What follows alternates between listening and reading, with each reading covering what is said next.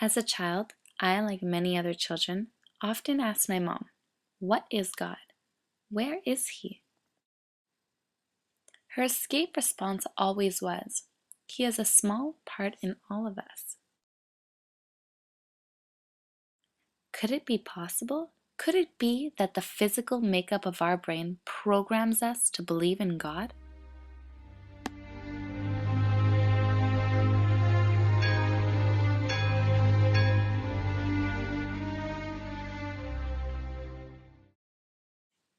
Could it be that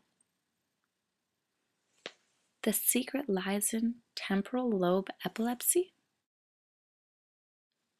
Let's take a look in history. Ellen White is one of the main founders of the Seventh-day Advocates, but would there be really any explanation for her conversations with God? While I was praying, there was, as has been 100 times or more, a soft light circling around in the room, and a fragrance, like the fragrance of flowers, and I knew God was close.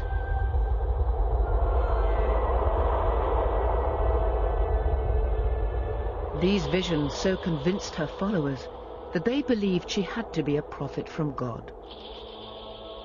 But when scientists began to study Ellen's past, they started to wonder if instead she had been a sufferer of temporal lobe epilepsy.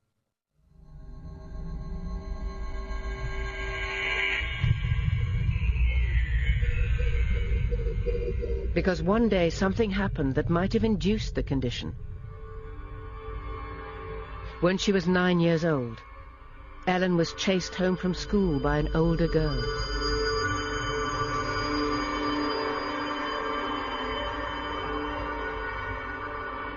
I turned to see how far she was behind me, and as I turned, a stone hit me on the nose.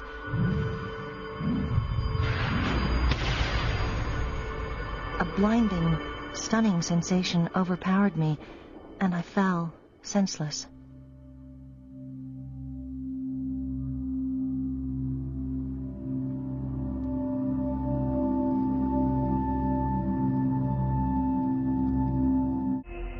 And for the first time in her life, she began to have powerful religious visions. Leading experts in pediatric neurology believes the fact that Ellen White's visions followed the head injury is no coincidence. The bones behind the eyes are quite weak, and brain tissue behind the eyes is quite susceptible to an injury due to the fragile nature of these bones.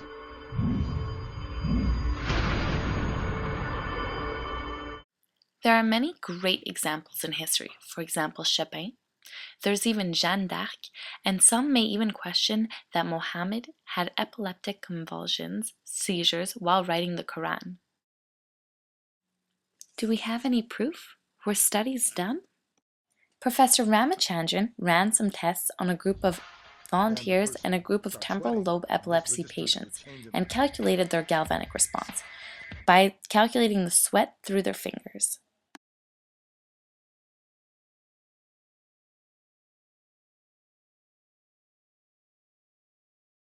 Every time they looked at religious words, like God,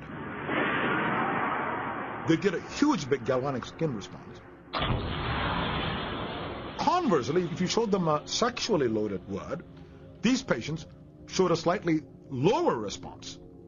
In other words, their response was higher to words about God and religion and lower to sexual words, whereas in most normal people it's the other way around. The one who does not know puts God outside of him or herself and worships, but the one who knows abides in his or her own beingness. Anonymous. What goes on in the minds of patients with temporal lobe epilepsy may simply be an extreme case of what goes on in all our brains. What is temporal lobe epilepsy? Temporal lobe epilepsy is an overfiring up of your temporal lobes, the two sections that processes the emotion. For example, getting you to react with a fight or flight reaction. These sections are located right above your ears on each side of your brain. I've been in so much pain that I'd rather be shot to death, dude, or just whipped to death. Mm-hmm. Also death. joy? Yeah, I've been in so much joy that I would rather be left alone.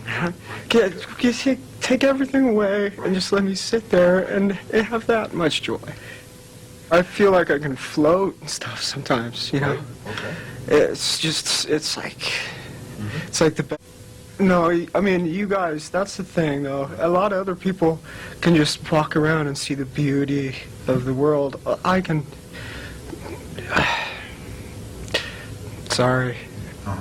It's not as beautiful.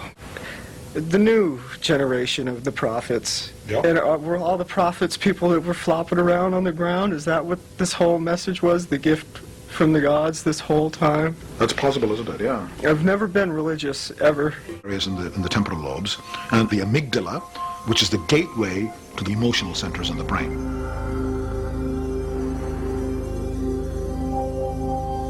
The strength of these connections is what determines how emotionally salient something is.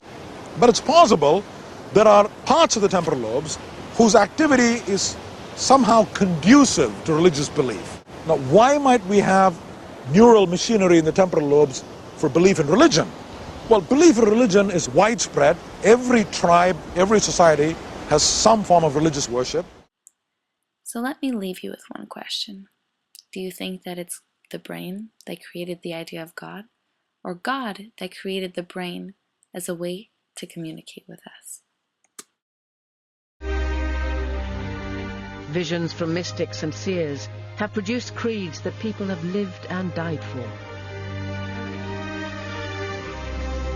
Believers are convinced that such revelations come from God. Atheists, that they are no more than the product of superstition and social conditioning.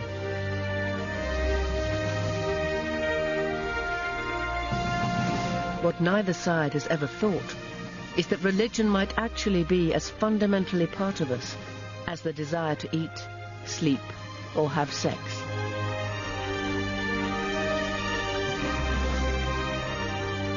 But now that view may be changing, and temporal lobe epilepsy is turning out to be key.